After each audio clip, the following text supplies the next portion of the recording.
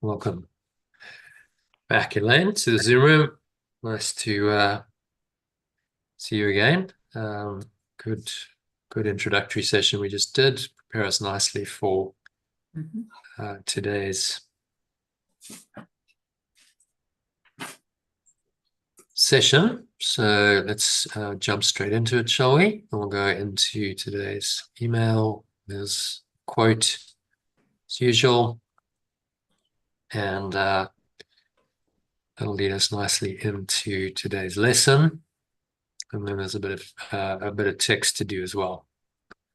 Yeah. Okay, so give me a moment. I'm just going to share my screen with you.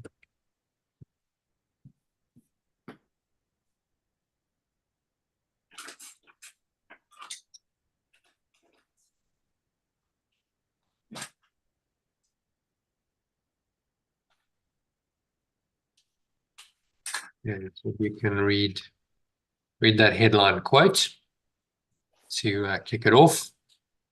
Yeah. Let it shine, the light in you. Oh, and that's delighting me. Various colors shining through. Elated, it fills my soul with ecstasy. Yeah, it was a lovely little poem It is. that I found from a lady I'd never heard of, but she's a Brazilian author. And you just find these little nuggets on the internet sometimes That resonate, yeah. I like them too.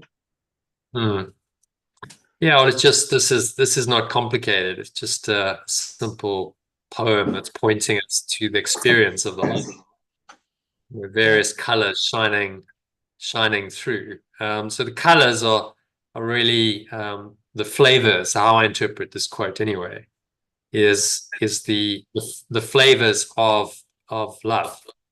So color might be yellow for joy or happiness, or peace is often as a cooler color like a blue, and you see the colors of the rainbow there on the lady's face, and she's sniffing the rose. So these are all just symbols of these aspects, really, of pure formless awareness of perfect love. Love, peace, joy, happiness, gratitude. These are the colors, various colors shining through. And elated, it fills my soul with ecstasy. So we can feel this inner contentment, fulfillment, and even ecstatic bliss when we experience these flavors of color of perfect love. And this just points us into that state. So when you do a meditation, I'll actually incorporate the quote, because it's a great one to just contemplate in a meditation. So there's a recorded breathwork and discussion. If you want to look at it, we talked about breathwork, and there was a little revisitation of the power breathing technique, first through both and then alternate nostrils. And then in the third part of the session, we discussed the yesterday's workbook lesson and the reading from the text. So if we don't get to this in a live session this year, the recordings are there. You can go listen to them if you want to in your own time, and I include them. I include them in that day's email, as well as often afterwards, after the fact. So yeah, that was a nice session, if I recall. How to experience the elixir of eternal life through power breathing and take the last step to God. Have a listen or watch of that. You have time. That brings us into today's lesson. So let's have a look at the lesson.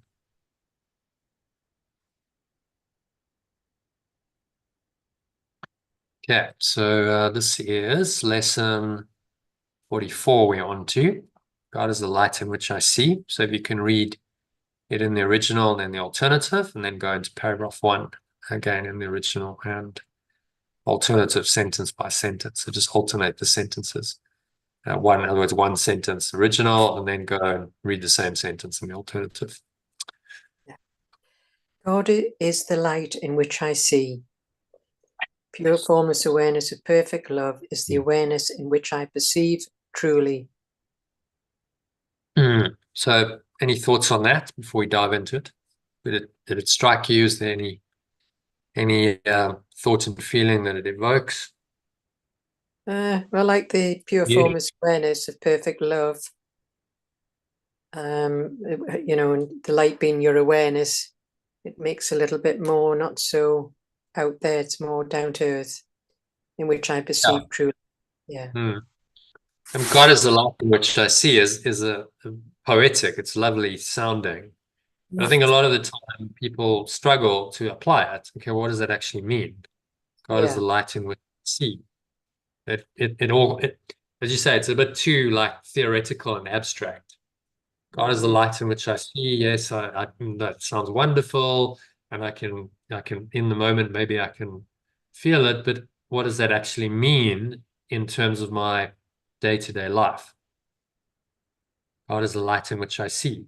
What does that mean when I'm walking around and I'm interacting with people and I'm shopping or cooking or at a hospital as you were today, or working, or doing all the normal things. So the translation, alternative version, just makes it a little bit more practical, I think. That pure formless awareness of perfect love, right? So it's an awareness which is pure, it's formless, right? It's a fundamental awareness that is not formulated, it's not based on perception, of perfect love, and this is what God is. So again, it makes God into something accessible. It's your own awareness of this. It's your own loving awareness, essentially. And this is the awareness in which I perceive truly. So this awareness can then guide my perceptions. If I'm in this awareness and I maintain this awareness while I'm still perceiving, then that's the Holy Spirit in action. This is true perception, which is the merging of the pure formless awareness of perfect love at the very top level. We look at a diagram, demonstrates it quite well, and it interfaces now with the world of illusion. So let's bring that up. Going into Holy Trinity is what we want. It's doing this again. Don't know why it sometimes does that and sometimes doesn't. I've never figured out exactly why. Never mind, it's one of those anomalies in the matrix. I'll just scroll down to it. So there's the Holy Trinity. So pure formless awareness of perfect love is at the top level. That's absolute, it's abstract, it's infinite, it's eternal, and you can't really describe it. But what he's saying is that it can guide our seeing. So via the mechanism of the true self or the Christ, it comes into action in our perceptions, and it can perceive all the people, things, places, events, circumstances, situations, including the traumas, the successes, the failures, and all experiences that seem to exist and happen in the physical universe of time and space differently from now the perspective of pure formless awareness of perfect love that is translated down or stepped down through the mechanism of the true self and true perception. And the true self or Christ and the true perception, which is really the Holy Spirit in action, are the Holy Trinity. So these help us to actually actualize, to live this, to make this practical, livable teaching rather than some abstract theoretical idea, which is nice sounding, but we struggle to actually implement in any practical way, which I think is largely the problem. It's one of the big problems with spirituality and religion. Well, how do you actually apply this in your life? When the normal day-to-day challenges of life come around, how do you actually let your spiritual belief system, your religious belief system, if you define yourself as religious, how do you let that actually change your perception of that situation moment by moment, and therefore your life experience? That's really what this is about. That's where the rubber meets the road. And that's what the course is trying to teach us to do via these lessons, to translate this infinite, eternal, abstract awareness, pure formless awareness of perfect love, down into a useful form in the dream world, so that it can actually have a positive impact on our experience of the dream world and our lives, and obviously the outcomes of what happens on the level of form. So as we do this and we go up into this awareness and we come back down and we translate it into perceptual terms, that changes how we perceive it. That also changes our decisions and our actions and our words. Decisions and then words and then actions come from that awareness, and so it changes the dream. We do different things. It flows forward in a different way. That's really the that's really what this is about. So it becomes very practical and very applicable to one's life, which it has to be. Otherwise, it would just be some, abstract theory. And that's why we do the lessons, and we do the mind training lessons every day, because it's about the practical application of it into these daily life situations. Okay. So having said all that, you want to read number 1, paragraph 1 in the original, and the alternative sentence by sentence, please. Yeah. Today we are contributing the idea for yesterday, adding another dimension. Oh, sorry. Today we are continuing the idea for yesterday, adding another dimension to it. Today we are continuing the idea of yesterday, adding another dimension to it.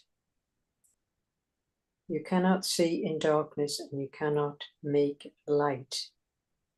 You cannot perceive truly in limited awareness, and you cannot make pure formless awareness. You can make darkness and then think you see in it, but light reflects life and is therefore an aspect of creation.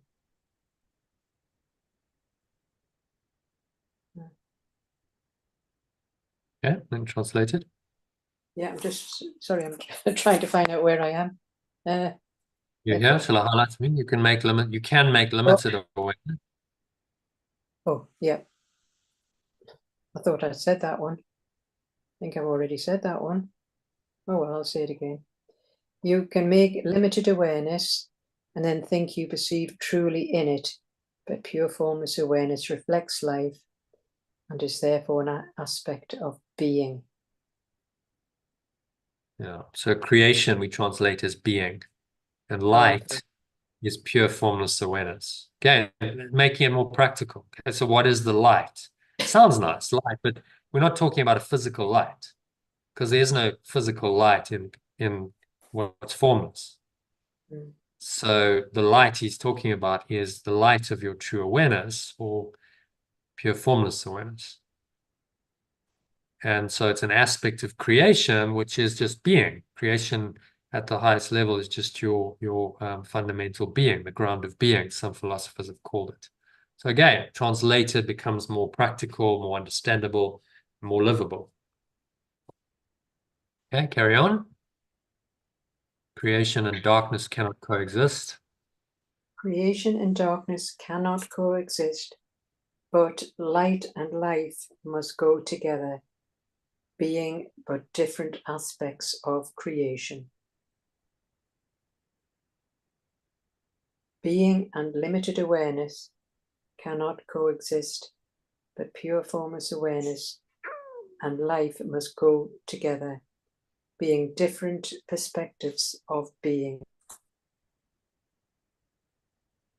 Yeah, so they're really the same. They're just different words to point to the same thing. Awareness is life. Yeah, without fundamental awareness, pure formless awareness, we call it, you would have no life, would you? So it's the very, foundation, the very essence of what you are, that awareness that gives you life. Different perspectives of being. Whether you call it awareness or you call it life or you call it being, doesn't really matter, because they're just pointers to something that's actually beyond words. You can't, how do you describe the very essence of life itself? The very fundamental awareness that you are adequately in words. Can't really, can you? So you can point to it with these words, which is what he's doing. And then the words can take you into an experience of it, which is all the words are there to do, to take you into an actual experience of this awareness, so that experientially you come to know and understand that this awareness is your own awareness. And that understanding, once complete, is the merging of the Father and the Son in Christian terms, or the extension and its source in our translated terms. Okay, so just read it from the top in the alternative. Today we are continuing the idea for yesterday, adding another dimension to it. You cannot perceive truly in limited awareness, and you cannot make pure formless awareness. You can make limited awareness and then think you perceive truly in it, but pure formless awareness reflects life and is therefore an aspect of being. Being and limited awareness cannot coexist, but pure formless awareness and life must go together, being different perspectives of being.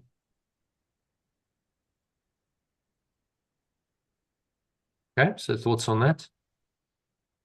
I was just saying, in this limited awareness, we can't see anything truly, but while we're in pure formless awareness and life, although they're different perspectives, they are part of being. Yeah, it's already the same. The words point you to one state, and that state is clear, clean. It feels peaceful. It feels happy. You know, you can describe it however you want, but it's a, you know, it's a nice feeling. It's when we feel happy. And all of these, you know, I use the emojis to demonstrate what limited awareness is. Well, that's any sadness, any shock, anxiety, you know, suffering, anger, and, you know, so on it goes.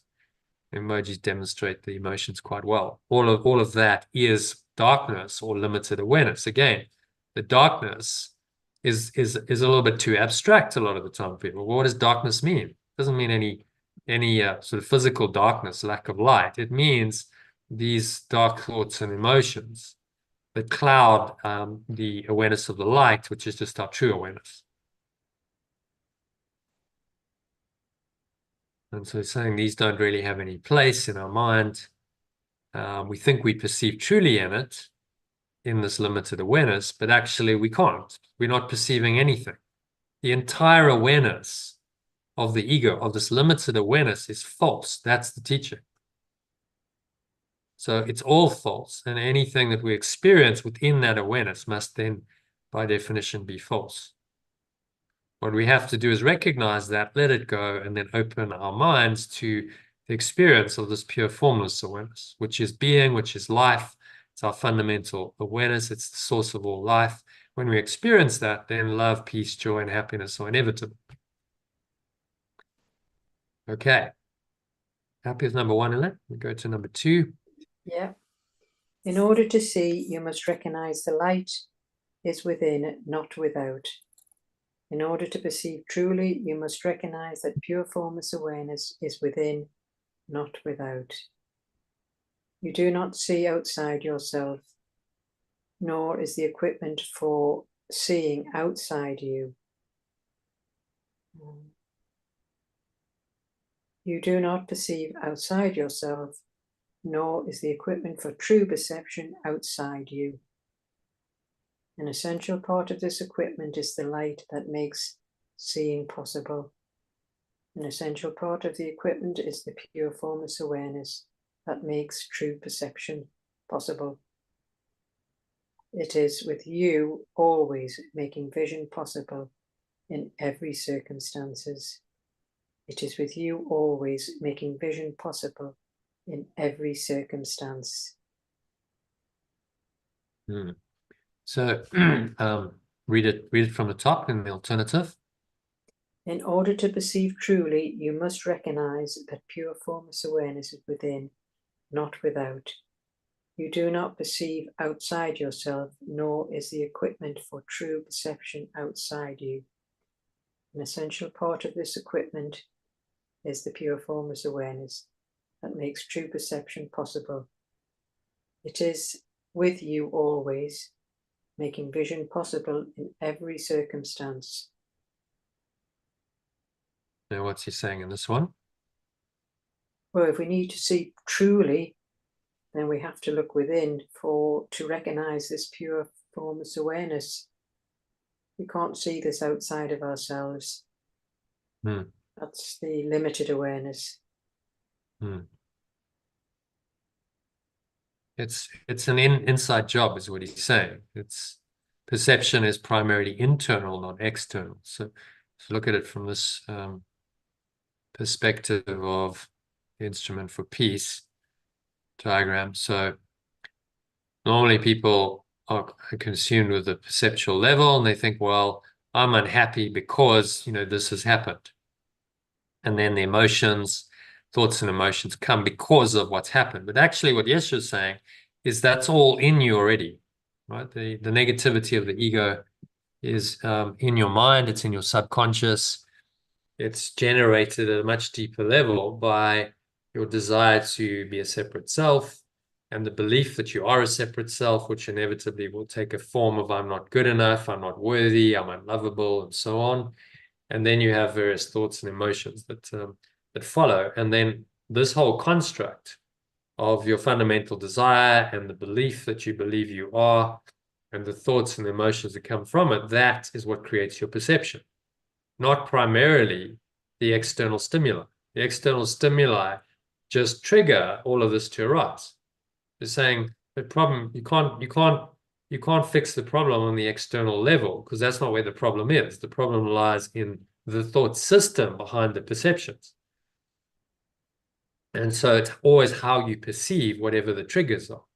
You're not kind of consciously in control of those, although subconsciously you do influence those because, by the mechanism of projection, your subconscious mind projects out and then brings these kinds of situations into your life. That's how it works. So, but that's not directly in your control. What is directly in your control is how are you perceiving it right now? So are you going to play out the ego's thought system by perceiving it through the ego's filter of the victim thought system of lack, limitation, scarcity, feeling unfairly treated, and then perceive it that way? Or are you going to perceive it from the desire or the prayer, should we say, the prayer to be one self? If you're one self, then you can't be a victim. Then you have to claim your true identity as love. So I am love, I am perfect love, I am this pure formless awareness of perfect love. My thoughts follow accordingly. These are thoughts of kindness, of love, of generosity. The emotions you feel are expanded, are loving, or nice feelings. And then you've got to perceive whatever happens, even if it's the same trigger that could have triggered you negatively, you perceive it differently. And so your perception is profoundly influenced by all of this in the inner state. That's really all he's saying, that you can change your mind and therefore everything you perceive will change accordingly in this number 2. Okay, so happy with that? Yeah. So vision is possible in every circumstance because this awareness has not gone away. It is your fundamental awareness and it's still in your mind. You just need to choose to allow that true awareness to guide you.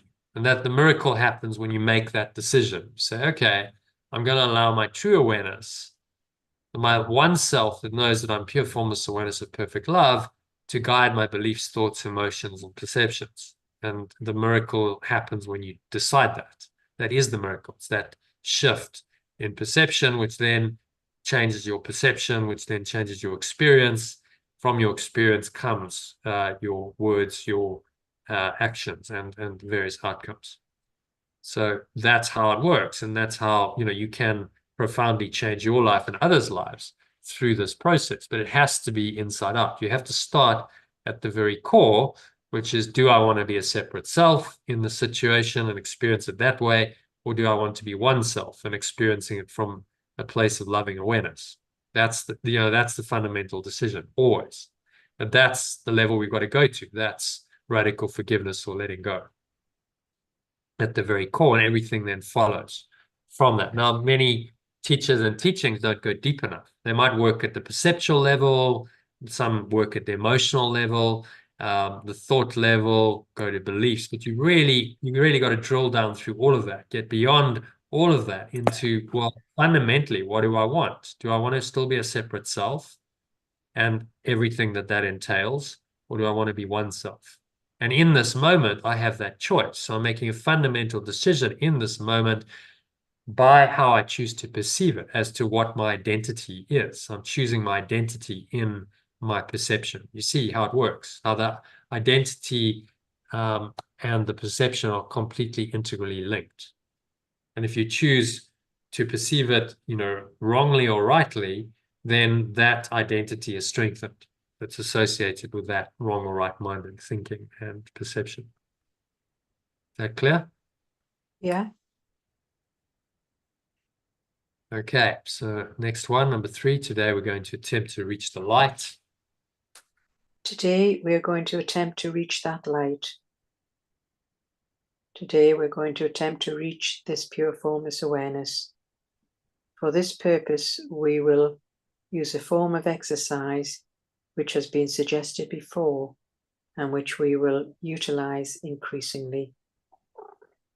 For this purpose, we will use a form of exercise which has been suggested before and which we will utilize increasingly.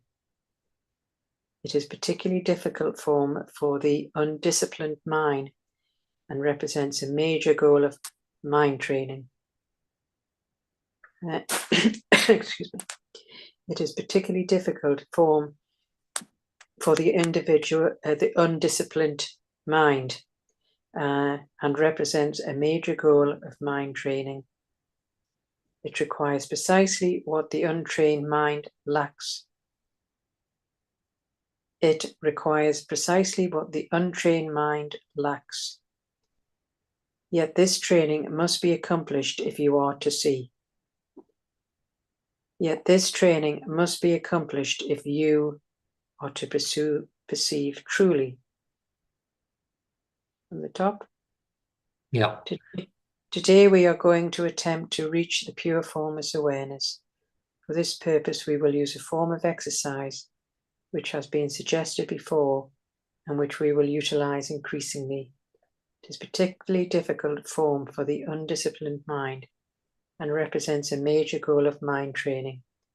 It requires precisely what the untrained mind lacks. Yet this training must be accomplished if you are to perceive truly. So what's he saying in this one?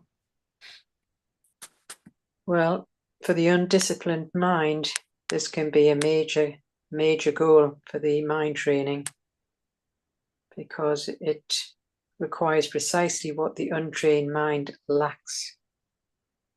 But it has to be accomplished if you truly want to find the truth of pure formless awareness. But this is the idea of this lesson, is to try and reach this state.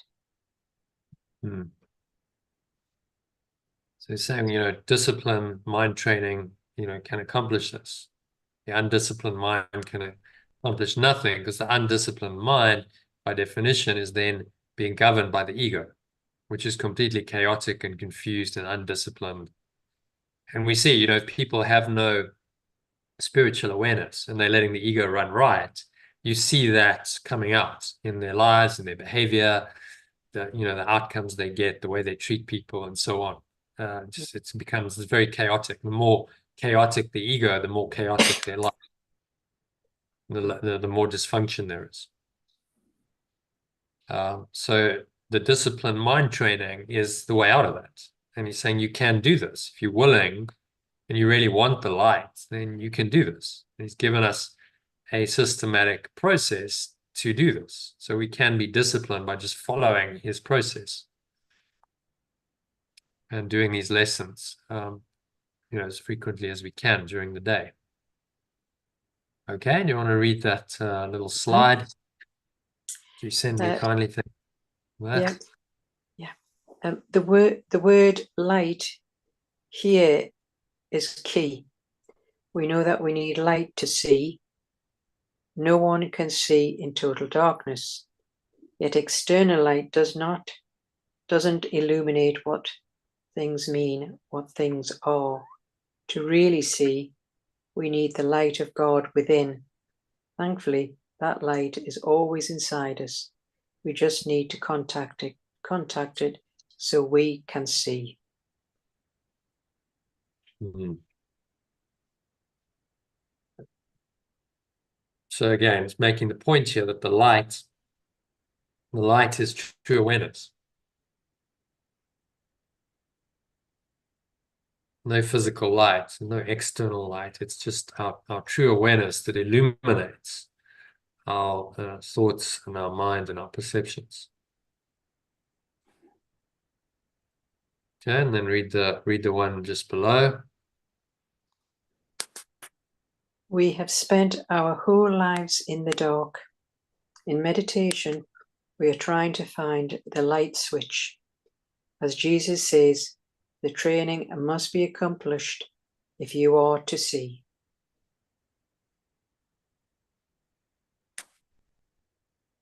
Yeah, so we must do this mind training. We must correct our perceptions and change our mind if we are to see or perceive truly. Otherwise, we'll just continue in the darkness or the limited awareness of the ego's thought system.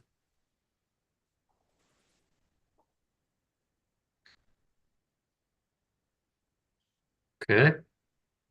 So go to number 4. It's talking a little bit about how to practice, but there's a couple of points here that are worth making. So read that. Have at least 3 practice periods today, each lasting 3 to 5 minutes.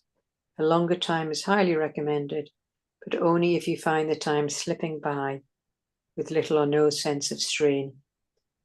The form of practice we will use today is the most natural and easy one in the world for the trained mind, just as it seems to be the most unnatural and difficult for the untrained mind.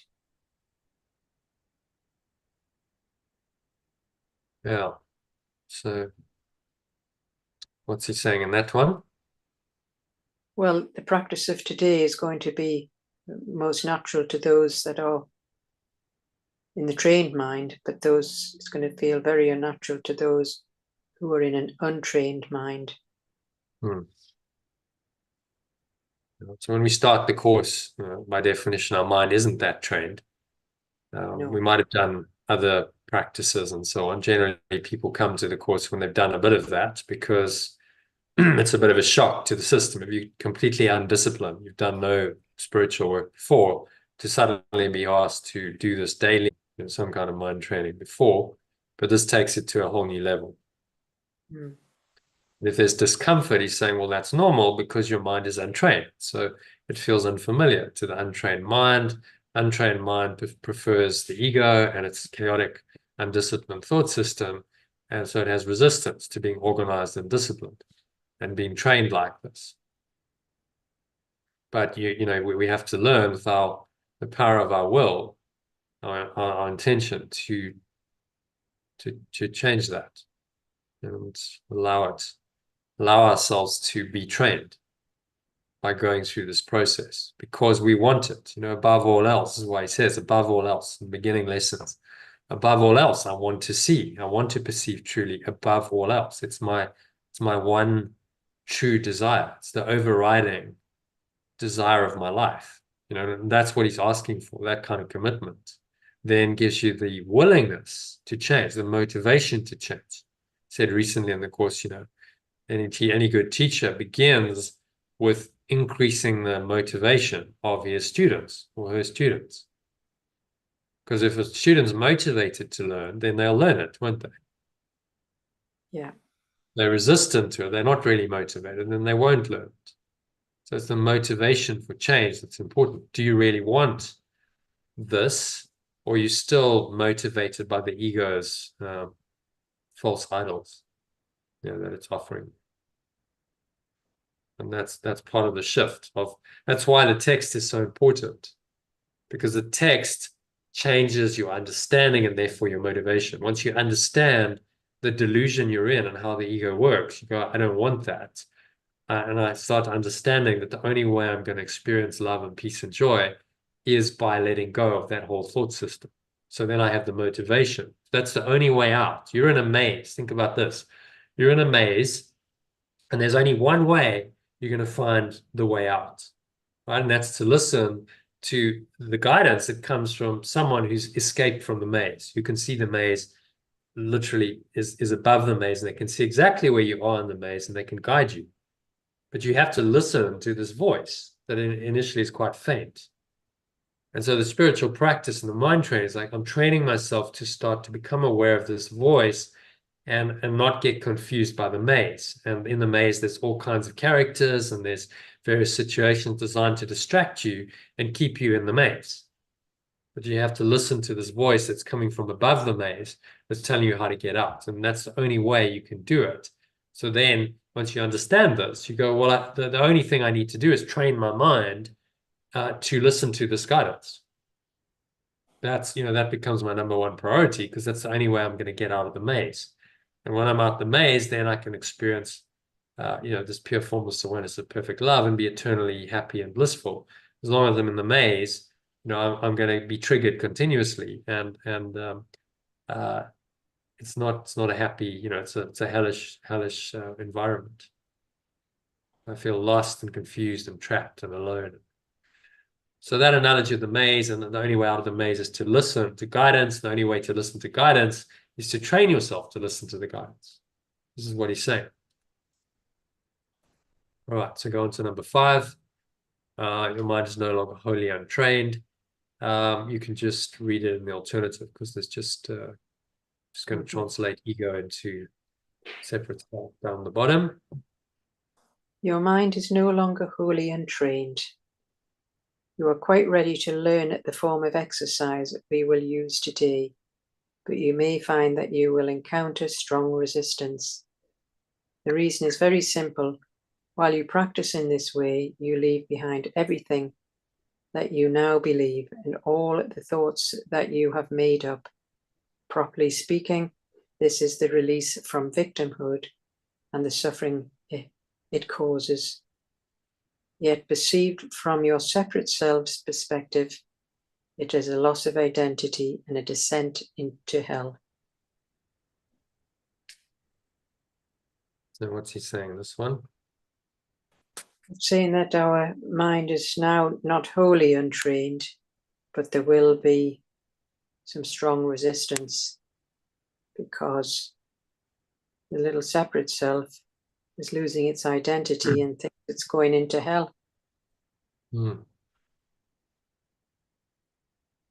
Properly speaking, this is the release from victimhood and suffering it causes. Perceived from your separate selves. So properly perceived, this is the release from hell as the victimhood and the suffering it causes. So that's the translation there. And the ego's eyes as the separate self's perspective. It's loss of identity and a descent into. So the ego gets very nervous and says, well, this is going to destroy me, so hang on, hold on to these thoughts and emotions. Hold on to the suffering, because without the suffering, I don't exist. Completely insane, because why would you want to exist in such suffering? It's a very miserable existence that the ego has, but nevertheless, it wants to continue in that existence. And that's what we've got to counter. The tendency to want to continue existing in a miserable state of existence, when actually your mind belongs in the state of pure formless awareness.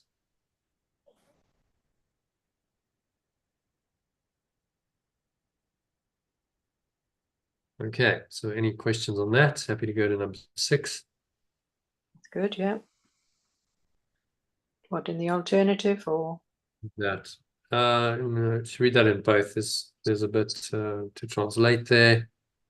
Yeah. If you can stand aside from the ego by ever so little, you will have no difficulty in recognizing that its opposition and its fears are meaningless. If you can let go of your separate self by ever so little, You will have no difficulty in recognizing that its opposition and its fears are meaningless. You might find it helpful to remind yourself from time to time that to reach light is to escape from darkness, whatever you may believe to the contrary. You might find it helpful to remind yourself from time to time that to reach pure formless awareness is to escape from limited awareness, whatever you may believe is the contrary. God, love, pure formless awareness is the light in which you see. You're attempting to reach Him. Pure formless awareness, no, sorry. Yes, pure formless awareness of perfect love is the awareness in which you perceive truly. You are attempting to reach it. You're attempting to reach it. Yeah, I've said that. Okay, then from the top in the alternative. Yeah. If you can let go of your separate self by ever so little, you will have no difficulty in recognizing that its opposition and its fears are meaningless. You might find it helpful to remind yourself that from time to time, that to reach pure formless awareness is to escape from limited awareness. Whatever you may believe to the contrary, pure formless awareness of perfect love is the awareness in which you perceive truly. You are attempting to reach it. Just saying for the separate self, just a little bit, you'll recognize that the opposition of fears are meaningless. So we need to remind ourselves of this from time to time to escape from this limited awareness. So the pure formless awareness is where you truly perceive, and this is where we're attempting to reach this state.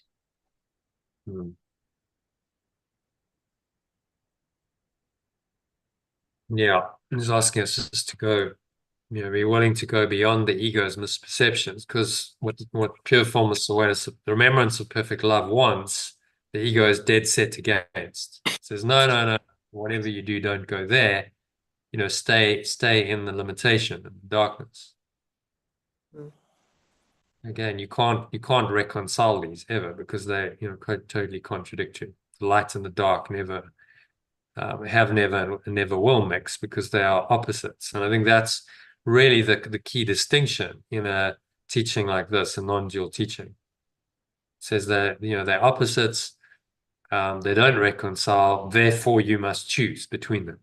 You can't have both in your mind and split your mind like that and be sane and be happy and peaceful. So there's no possibility of that as long as your mind is split. So you must choose, and Yeshua's just saying just choose correctly based on what is true rather than what's false. And he's helping us to have that discernment through this mind training. The mind training is nothing more than being able to discern, developing the ability to discern between the ego being the separate self and the belief in separation, and the Holy Spirit being the remembrance of perfect love and the awareness of perfect oneness.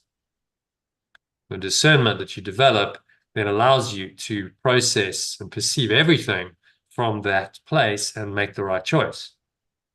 If you understand the one thought system is completely insane, pointless, futile, and leads only to misery, suffering, pain, and death, and the other one leads you to an experience of love, peace, joy, and ultimately eternal life beyond this world, is there really a choice? It would seem to be, completely obvious. But that obviousness is obscured by the ego. It's trying to convince us that of its case, and falsely so. Okay, so any other thoughts on this? It's pretty clear, it's pretty simple. These lessons are not rocket science. He's really just stating that what should be obvious, but in our confused state is not obvious to us. So he states it with, clarity, and he repeats it, lesson by lesson, same lesson really, just repeated 365 days with different words, slightly different perspectives, but it's always the same lesson. Be aware of the darkness, limited awareness, let it go to find the light. That's the lesson every day. Okay, so shall we practice this in a meditation? Yeah. Yeah. Good. So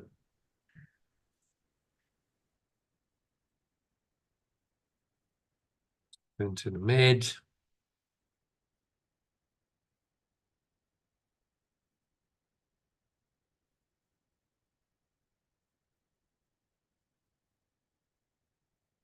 All right, so just making yourself comfortable.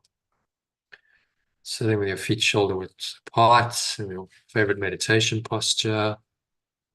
Back straight, cup your hands on your lap. Close your eyes. And start off by taking a nice deep breath in through the nose. So breathing in, noticing how the stomach rises and the chest rises. Subtle flow of air in through the nostrils. Clenching the sphincter muscle to lock the energy in. Draw the energy up the spine to the crown of your head, pausing at the top of the inhale.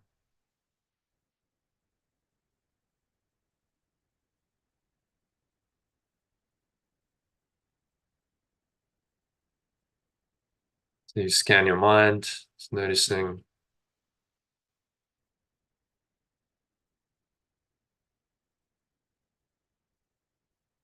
thoughts, emotions, related body sensations, anything it feels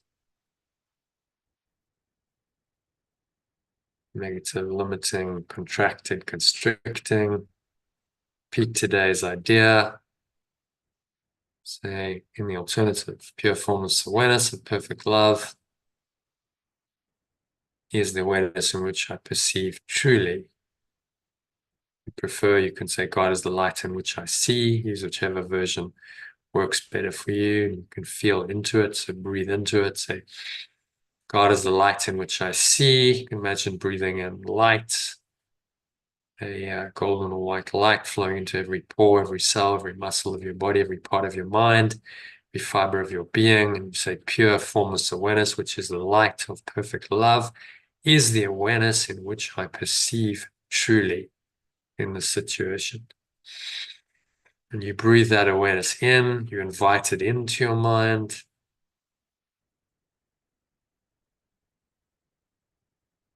And then try to let go of every interference and intrusion. So if you're thinking about any particular situation and there's any kind of negative thought, and certainly any negative feeling, anxiety, depression, anger, frustration, irritation, and so on, all qualify as negative feelings. Breathe into that light, into the loving awareness. Big inhale breath. And bring in the light of your true awareness.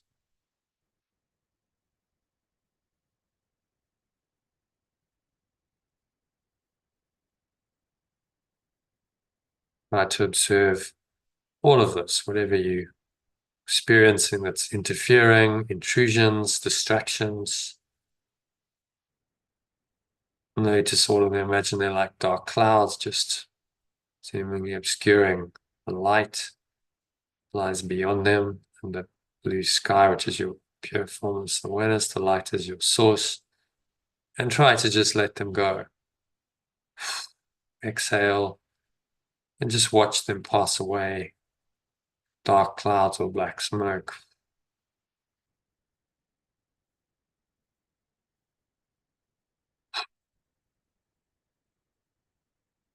Blow it all out. Let go of those dark clouds. Your breath, blowing them away with the breeze of your breath. They're going, gone. The nothingness they really are.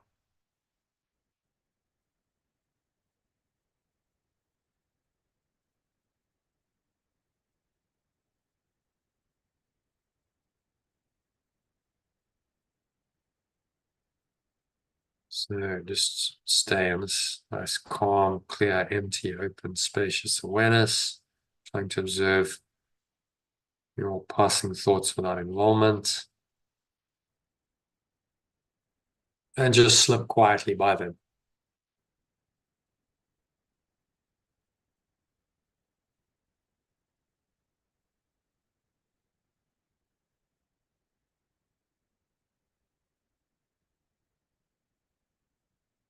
No particular approach.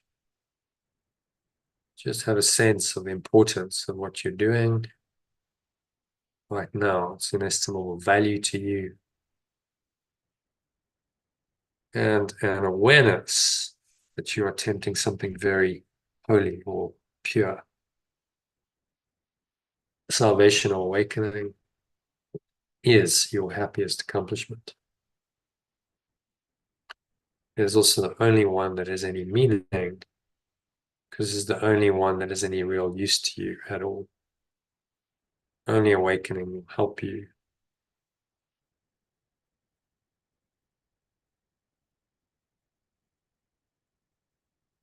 Only awakening will help me. So I'm committed to awakening. If you notice any resistance rising in any form,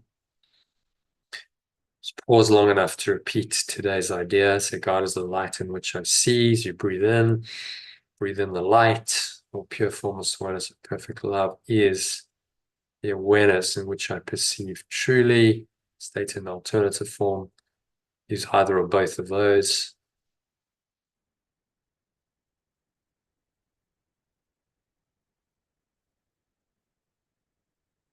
If there's any fear, any resistance whatsoever, fear, any other negative thoughts and emotions like irritation, anger, someone else, maybe just a sense of feeling uncomfortable, you don't want to do the process, your mind wants to wander onto other things, the past or the future, just return to the exercise. Say, God is the light in which I see, or pure formless awareness of perfect love is the awareness in which I perceive truly.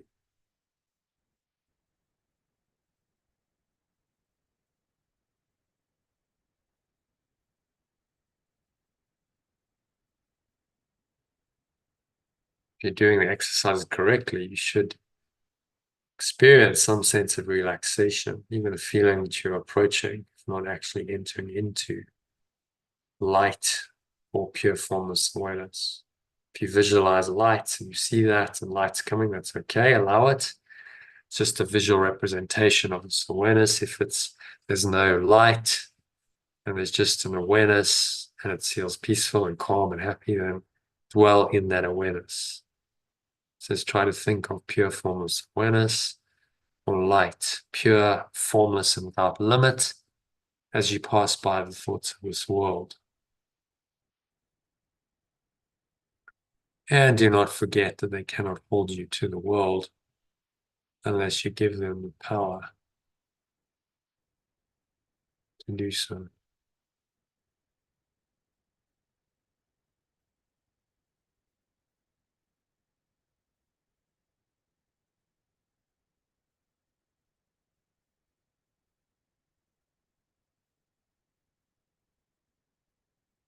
Don't forget that they cannot hold you to the world, these thoughts, the emotions of the ego, unless you give them the power to do so. So only your attachment to them, continuing to think them and feel them, makes them real.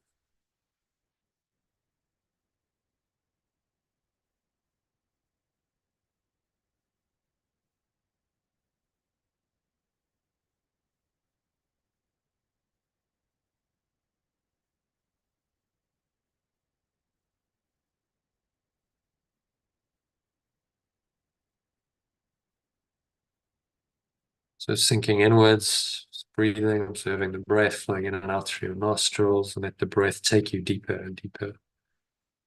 Go down and inward. Sense of sinking down and inward into the light within you. Sinking through and past the heavy cloud of insane thoughts.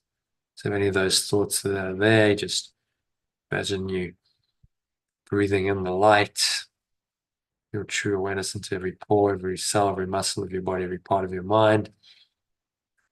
Breathing in the light and dissipating this darkness.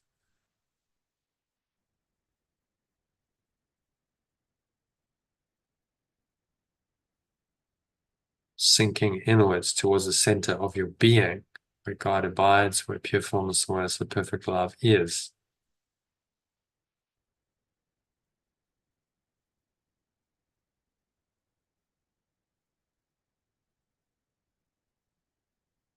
Sink in with an attitude of confidence and a sense of importance, value, and holiness, or purity of what you're doing.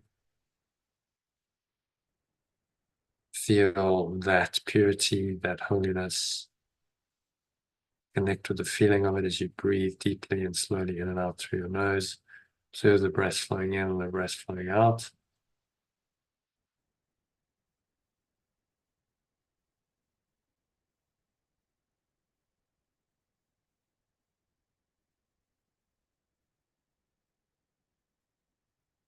Thoughts come in to distract you from this pure awareness. Just repeat the idea. Say, God is the light in which I see, or pure formless awareness of perfect love is the awareness in which I perceive truly. And so it is. And allow yourself to feel a sense of peace, perhaps a sense of approaching or even entering into light. So I'll give you a couple of minutes just to experience that. Allow this awareness to guide you. Maybe you just go deeper, more fully into the peace, or maybe you feel profound light experience coming on, and light is just going to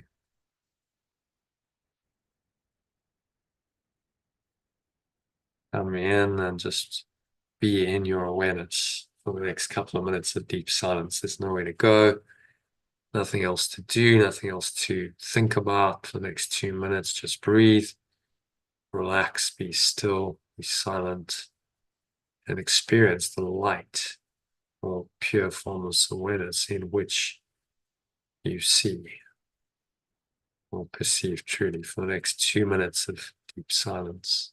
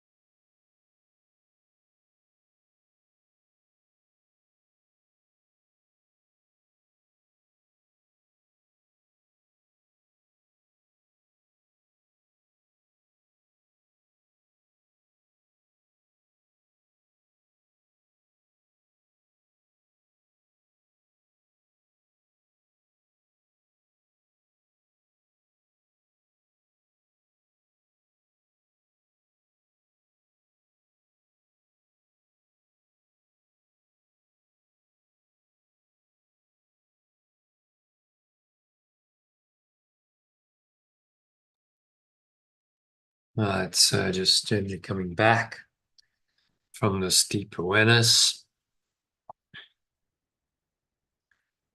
into an awareness of your body and the breath, senses and the world.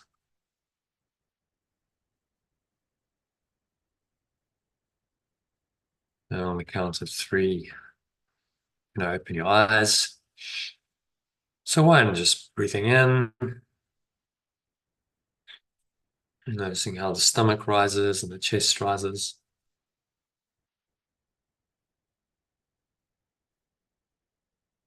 And subtle flow of air in through the nostrils. Just pausing at the top of the inhale. So maximal inhale breath.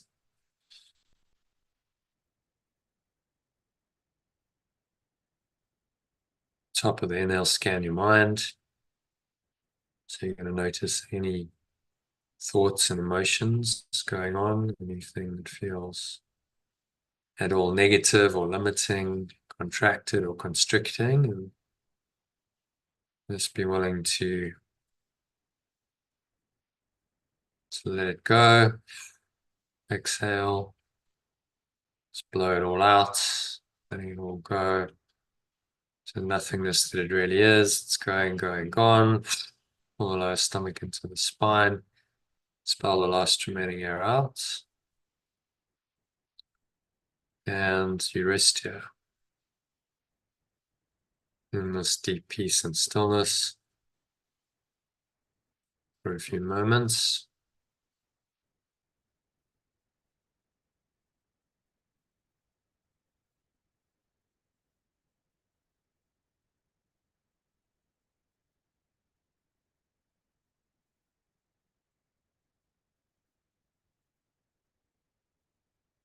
Just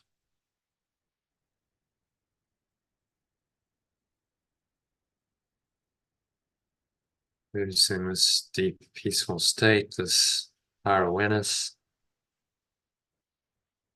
anchoring the state in. This is your true state, your natural state, your true awareness.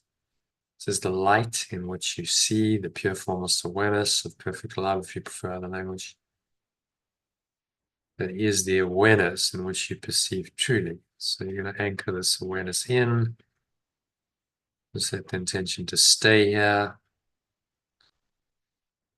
guided by this awareness, in this awareness for the rest of the session and on into your evening ahead.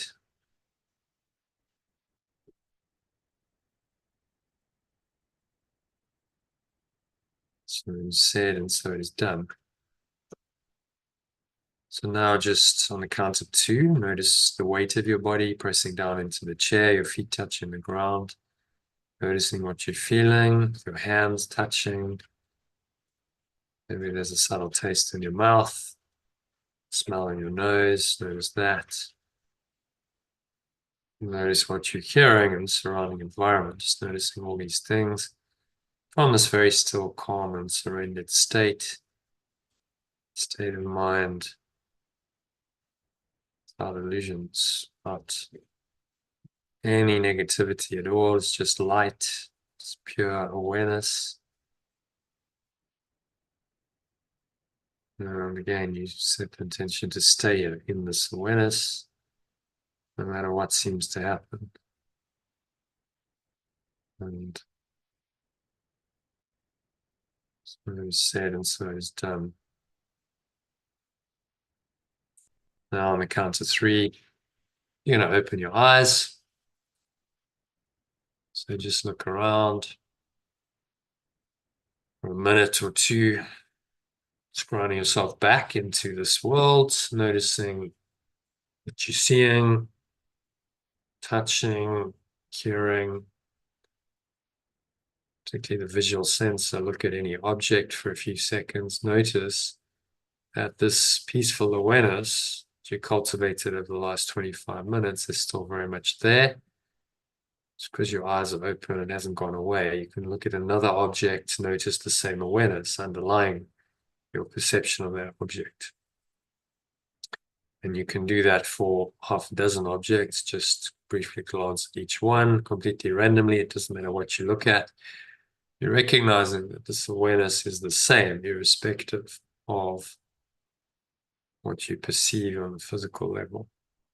And close your eyes as you look at something, notice this awareness, you drop into it, reconnect with it, and then you open your eyes, and the same awareness is still there, even though your eyes are open. So you're training your mind to recognize that this awareness, this light, pure formless awareness of perfect love, we call it, is always there because it's your true awareness, because it's your life, because it's awareness itself. Cannot go away. And just training your mind to become aware of its own fundamental nature in and through and as this awareness. So that brings us to the end of the meditation and of the practice of the lesson.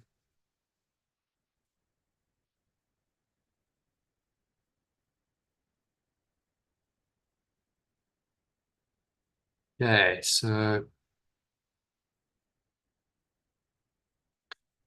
Lane, you still there? Shall we go straight into the text? Happy to do that. How many is it? Because I have got some chores to do, but do you know? I think it's 7 paragraphs. So look, 7, 5, 6. Yeah. 7 paragraphs. It's not too long. No, the only thing is I've got my pets and what have you to feed, and I wonder if I would need a break really, because You need a break now. yeah, because otherwise I'm going to be bombarded and I'll not be able to concentrate. Okay. So do you want to take a break for an hour or 2 hours? Hour? Well, actually, it'd be better if it was 2 hours, really, and then I can get all the food and all of that sorted. Because I know Dave hasn't eaten for 2 days, so I do need to feed him. Yeah. Okay. All right. Shall we reconvene? If that's okay with you. I've got a free evening tonight, so we can finish. John might join. that. John might join as well. You may. I can message the group and say, got a session this evening if you want to join. So may well do. Yeah. Okay. So 7 o'clock. Yeah, that's much appreciated. Thanks, John. Okay. Right. See you later. Bye. Okay. Bye. Bye. All right, so that is a wrap for this session. Thank you to Elated for joining. If you enjoyed this session and you'd like to subscribe to the channel to be notified whenever I go live, which is 5 or 6 times a week, then just hit the subscribe button. You can also get some of the material I shared up front, the daily quote and mind training lesson from A Course in Miracles, along with a short meditation to help you practice the lesson every day. Go to lifebuild.com. You can see the on the screen over here. I'll point to it. Lifebuild, lifebuild.com, and you can sign up there